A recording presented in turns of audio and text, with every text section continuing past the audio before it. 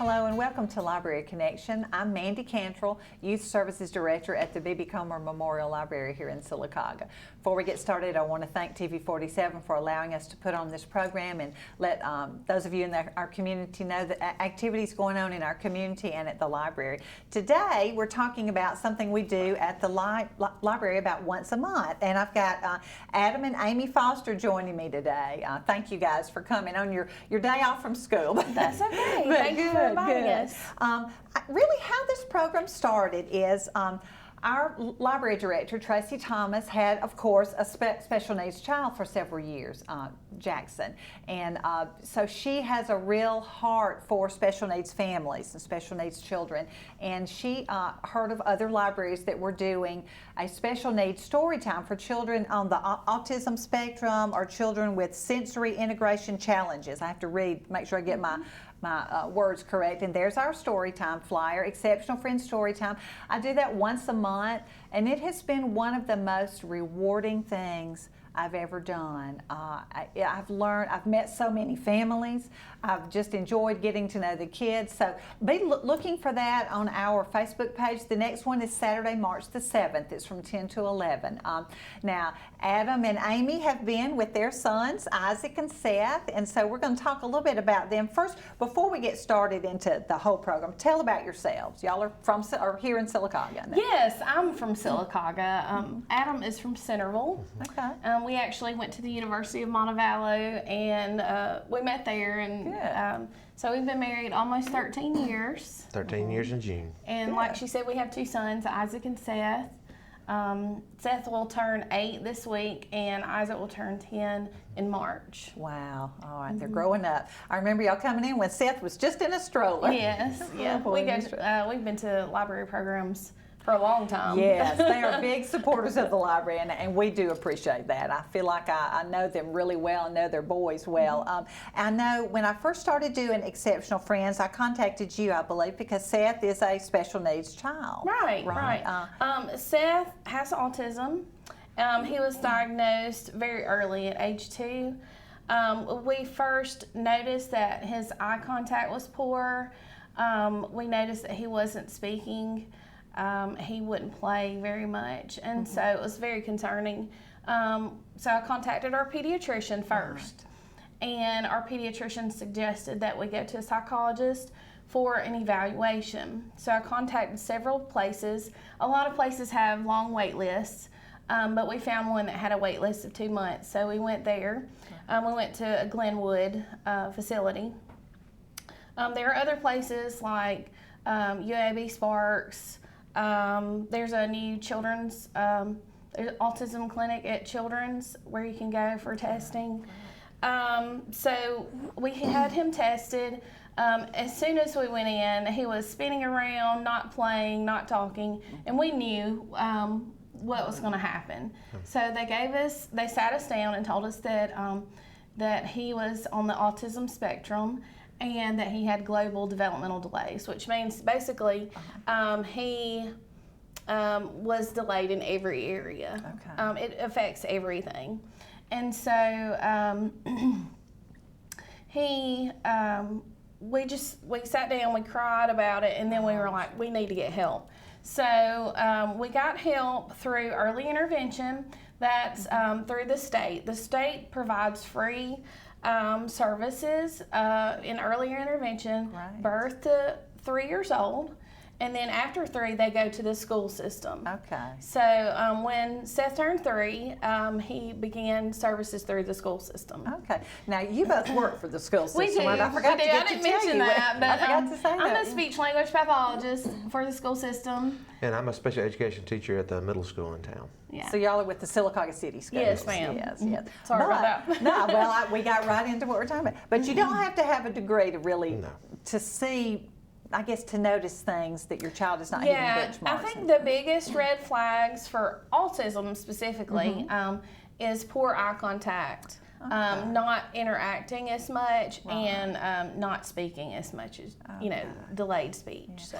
And all children are so different. I know some are extroverts, some are introverts. I guess that's a big word for a small child, but they all, we're all different. But you're when you're living with them after, and then you had Isaac, who is older, right? Yes, Yeah. Isaac, he didn't have any of those difficulties. Right. And so it was, I guess Seth was about 17, 18 months old Okay. when I really noticed. I remember actually the exact moment when I thought, oh my goodness, that we have a problem. And so I was changing his diaper and talking to him. You know how you, Sure, you just talk to your kids, and Yeah. it was like he was looking through me. He didn't connect with me. Okay. And so, and I just knew then that I needed to talk to our pediatrician about it. Well, how important is it to get an early diagnosis and early intervention? Well, it is very important. There's no cure for autism, but the earlier you can get intervention, the more progress you can make with your child. Right. And so, like the more it's, with any disability, really, the more help you get, the earlier you get it, the better off they are later on. So. Right. That makes perfect sense. And I will go back and say, like you said, when they turn 3, they come to the school system. Right. And those are free services. Right. But before, they're free services Right. also. They are. They have to cost is- qualify. yeah. They have to meet certain qualifications Sure, in order to receive those services, but they are free. That's good. But, I mean, I hate to say cost is a Yes. big deal. Yes. You know, because things like that can be very expensive. It I can. know. That's great. In addition to Seth's early intervention that the state provided, we also took Seth to the Bell Center in Homewood Right. for services. We were working, so my parents drove him to Birmingham for those services. But some places like that even have scholarship programs, and because we had to travel a lot for his services, they actually provided some scholarships for us. So there are opportunities if you feel like you can't afford things like Right, that. You can ask for help because they really do want to serve your children. That's what that sounds like. They really want Right. to help. Well, we're going to pause for a commercial break, and we'll be right back and talk some more with Adam and Amy. Hot under the collar because your basement is full of water? Call a local company you can trust. Ox Foundation Solutions. We use the most advanced water management system to stop water from invading your basement for good. Things feeling a little uneven at home? Ox Foundation Solutions will fix your uneven concrete sidewalk, driveway, or basement in no time. Ox Foundation Solutions has the best plan to keep your home safe. If you are experiencing any issues with your sidewalks, basement, crawl space, or foundation, get a free estimate from Ox Foundations. Coosa Valley Medical Center, one of the top 10 hospitals in Alabama, is also Sylacauga's largest employer. Services from the emergency room, to surgery, to cancer treatment, to post-stroke care. You won't believe what's right in your backyard. It's Coosa Valley Medical Center in Sylacauga. So, if you're sick in Alabama, choose one of the top 10 hospitals in Alabama. That is Coosa Valley Medical Center. Marble City Pharmacy in Sylacauga is your destination for the highest quality health care. Our knowledgeable pharmacists are always available for questions about your medications or advice on taking over-the-counter products and supplements. Our friendly staff can assist you in choosing from our full lines of compression hose and medical equipment. And don't forget our gift department. We have a great selection of unique gifts for every occasion. Stop by and see us today. Marble City Pharmacy, here for life. Welcome back to Library Connection. I'm talking with Adam and Amy Foster, who have a special needs child, Seth, and then an older son, Isaac. Come to the library all the time. I've seen them at programs and checking out books. You said Isaac is a big reader, right? He is. He loves to read. That's great. That's great. He loves the Titanic. Oh my goodness. Well, good. Yeah, I think we've pulled books for him on that. That's great. Well, and I will share about some of the books we have. When I do Exceptional Friends Storytime, I don't have a degree in this, but I've done a lot of reading and watching a lot of library Exceptional Friends Storytimes, or whatever term they give it. We use a lot of interactive books. Wiggle by Doreen Cronin. We're moving, we're wiggling, we're shaking, we're waving, whatever, things like that. Pete the Cat and his 4 groovy buttons. Just about any Pete the Cat book is interactive. You know, getting the kids to say it with you, sing it with you, touch it, lift the flap books. Those things are great for most. I mean, maybe not all children, but that's what we try to do with Exceptional Friends. With the grant from Honda that my director, Tracy Thomas, wrote, I have scarves and fidget toys and weighted blankets and those bubble type things the balls you sit on, Right. and all kinds of books and flannel board stories. Anything interactive Right. is works, I guess, with a lot of children. I know so. Seth's favorite part was the bubble machine. Oh yeah, the bubbles. Yeah, That's he so just much loves to fun. watch bubbles, so Oh, that was his great. favorite part. Yeah. We meet for a story time, maybe 20 minutes or so, 25 minutes, and then we play. And I think I notice the parents are talking to each other, so I think Yes. it's as much for parents. Yes, it's a great opportunity for us to just acknowledge each other, to meet each other, talk about issues, Right. and just have fun, with our Yeah. kids. Somebody that's going through the same thing or a Right. similar thing you're going through. Right. Right. That is one thing about, one wonderful thing about Mm-hmm. having a child with special needs is the connections that you make with other families, because it is something that until you're in that situation, you don't really understand it. And so we really kind of understand each other. You do. That's We connect great. in a different way. That is great. Well, and I know this question is, how did this change your family routine? I know just having a new baby Right. affects everything, but Having a routine is very important. And so we try to do the same things almost every day. With autism in particular, children with autism a lot of times thrive with routine. And so anytime the routine changes, it kind of throws them off a little bit. So for us, when we found out Seth was diagnosed, and because we're both teachers, we knew we had to set up a routine for him. And so that's been key to kind of to really help him out along the way. And so we try to keep it as close as we can to that routine every single day. and that is not just when they're young. I know you work with 6th, 7th, 8th graders. Is it similar Yes, thing? I see it in some of my Right. middle school students too. That if we do something different, like have advisory, that's like once a month. If we don't inform them ahead of time to give them a heads up, it can throw them for a loop. So Right. routine is very vital. Yeah, it's important to, like he said, let them know ahead of time. Okay. And sometimes students will have picture schedules, and so they can see seen what's those, coming next, and you can check it off. Those That's are great. nice to have. I try and use that with story time. I'm not the best at making sure, but a song, a book, Right. a finger play, scarves, bubbles. They're always waiting for that till we get to those bubbles. Yes, very But exciting. so utilize that a little bit at school, or Yes. they're older. It just depends on who the student is, what they need. That's what we do. Yeah, and I'm sure in Seth's class, Right, very they good. use pictures with him. Also, he has an iPad that has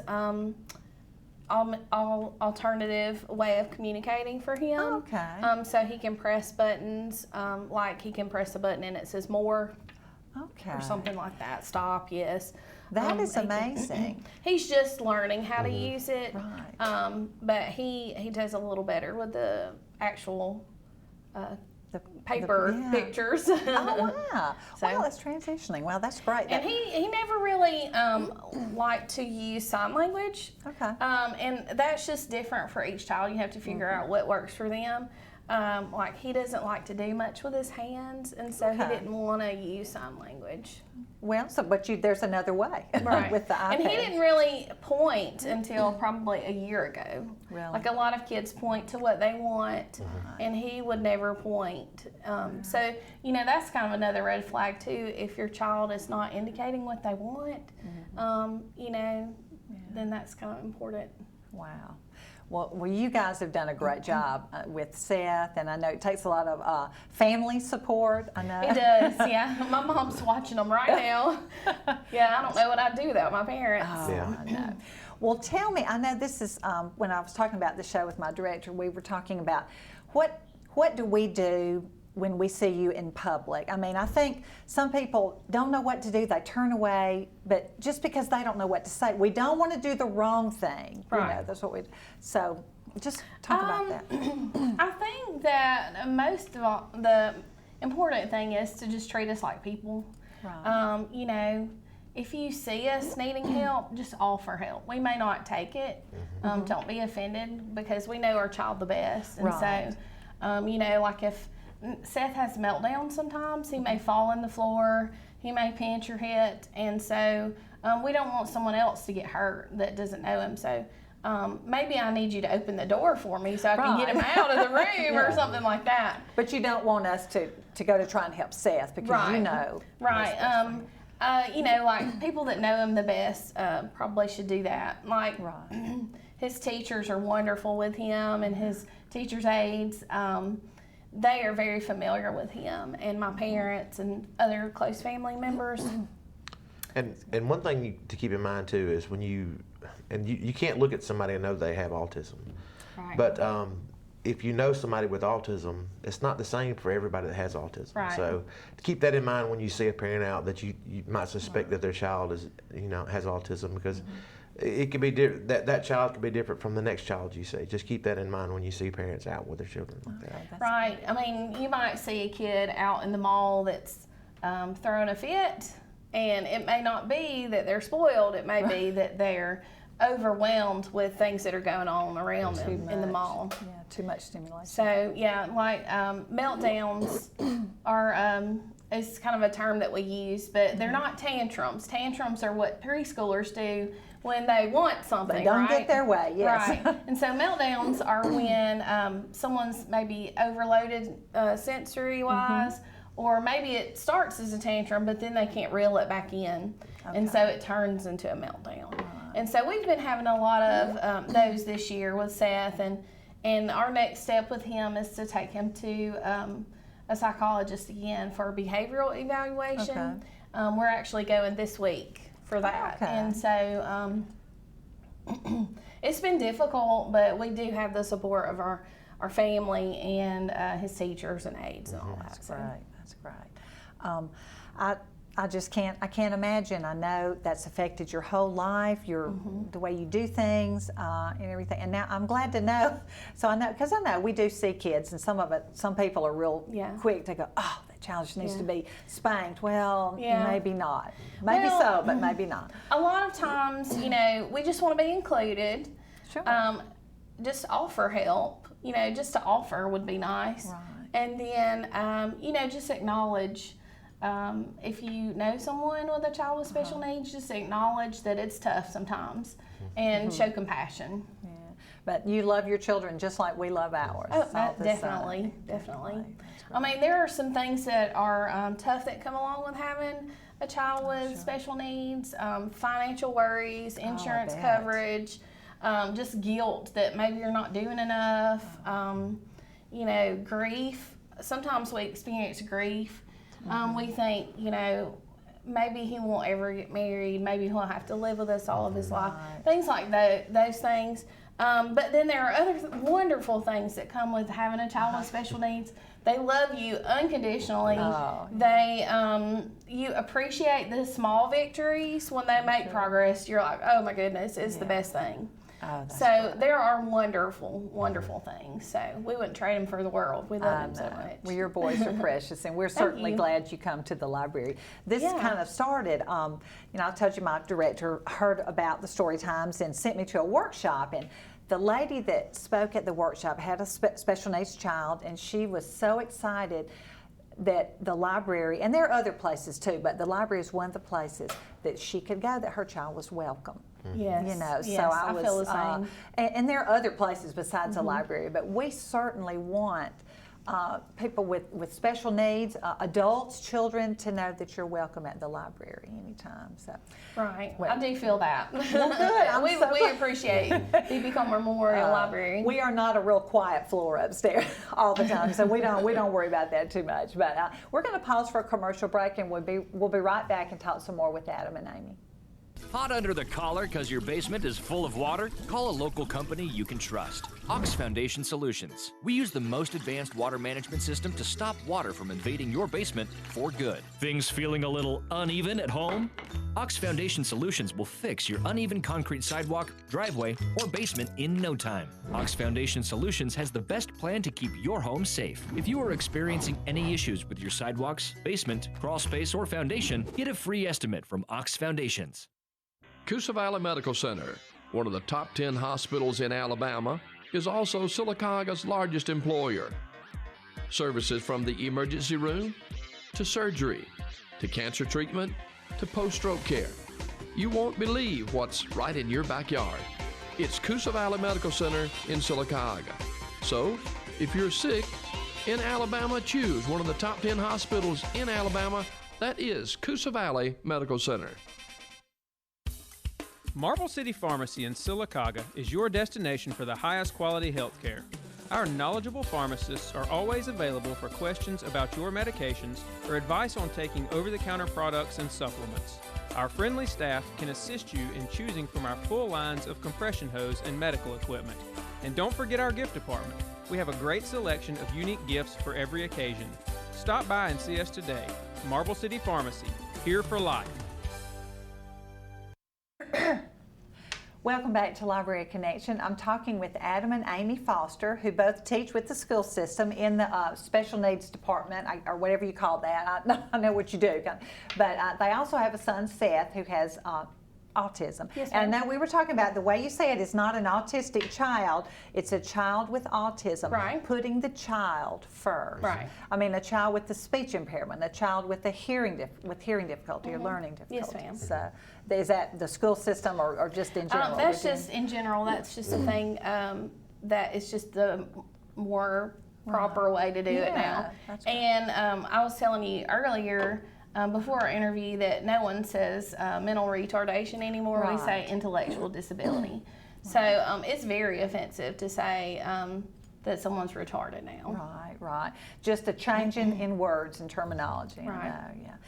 Well, we were talking about Seth's school experience. Now, Yeah. has he had the same teacher for several years? or- Well, he actually entered into our school system through the preschool program. Right, okay. And so that was wonderful that was available. He actually had, he's had several teachers and they've all Okay, been good. wonderful. Janice Pittman, Kay Sprayberry, and now he's with Barry Hamilton. And so he just has a great connection with Barry. She is awesome, She isn't is. She's She amazing. is. And really, he has a connection just like he does, like with our closest family members. Yeah. Like he just loves her, and so that makes me feel better. Yes. Taking him to school. You know, I know he doesn't always have the best days because of his, you know, his meltdowns that he has. He gets upset very easily. But she is so wonderful, and Janine Gill, and they have a new aide in there. Her name's Rebecca. But we're very thankful for all the staff. Miss Wanda. You know, there's just so many Yeah. people. It takes a village, really. It does. It does, to doesn't take it? care of our Yeah. boy. So, and we're just very appreciative Yes. of him. Right. Now, I know we were talking, I know, Adam, you're at the middle school, and I'm sure you have that connection with your kids. Not quite the same with a middle schooler, I guess, but I know they do appreciate you. Yeah, I kind of work in a little different area than Barry does. I'm in the general ed classroom a lot with the kids with the disabilities. Now we do have some things in common though. Like we have a sensory room at our middle school, just like they do at Indian Valley, and there's one at Okay. Pinecrest also. And so Kind of explain what that. basically, it's just a room that's set apart. We do things like we have different textured items in there. We have in ours at the middle school, we have like a little swing that they can swing in. Okay. We have a big giant. It's probably one of the biggest bean bags you could have. It's huge. There's a little tent they can go into to be kind of alone. We have a little light strip along the walls that can change colors, and so we just it has to, you just do things that engage senses, and so it's different for every child. But some of our kids, you know, when they need a break, when they've been overwhelmed at school, or you know, if they've had just class after class after class and they need a break, we can take them in there for 10, 15 minutes, 30 minutes or whatever, and just let them kind of chill out and be safe and calm down a little bit. Then they're ready to go back to class. And that's not a place to go play in the swing and play in the Right, tent. it's not a playroom. It sounds like a playroom, but it's not. It actually is a place where they can get their sensory needs met. And so they go and they swing, and they, like Seth loves the crash pad. You just fall into it. Oh, You yeah. know? And sometimes he falls asleep in it. But he, Well, it's calming and relaxing. yes, it is. And so he needs that. He goes every day, actually. He needs it every day. And I've heard too, it's not just a place where they go if they have a meltdown. It's, I mean, you Right. can tell me if this is wrong or not, but maybe they've been to the lunchroom. It's loud. There's a lot Right. of people. They need a few minutes to calm down. Exactly. Teaching them I mean, when they're adults, then maybe they'll recognize, hey, I've been in a large group. I need to go somewhere by myself for a few minutes to kind Right. of calm down, for lack of a better word. Yeah, we need those do things that. too. Oh, we do, yeah. And I like to sometimes, just let me alone, let me sit a minute. Right. Yeah. And But I it like can that. also be used as a reward system too. Like when the kids work really hard to achieve something, like with Seth in particular. Seth has he likes textures a lot, and so Okay. one of the things he loves to do is he loves to rub my whiskers when they grow out a little bit. So if there's like a texture wall in the room, Yeah. and Seth has done something or accomplished his goal, you can take him in there and let him just rub the texture wall. Or, like that's what we do with some of our kids. Like if they've done a great job, then hey, you've earned 30 minutes just to be in the room where it's quiet and you can do what you like to do for those 30 minutes. So. Helps calm them, but it's a reward also. That is great. And I'm glad the school system is putting a high priority Yes. on all Yes. of this. Yes, and it's not, it's kind of not an uncommon thing anymore. Right. There are lots of places that are establishing sensory room areas, or like there's a place in Birmingham, it's called Culture City. If you are interested in finding out more about that, they have a good website. But they establish sensory areas in different public places. Oh. So last night we went to the BJCC and I noticed that Culture City symbol was on the door. So they have an area where you can go for, just to get away, really. Yeah. Culture City's partnered like with the zoo to make they have Birmingham Zoo. sensory bags for visitors with autism.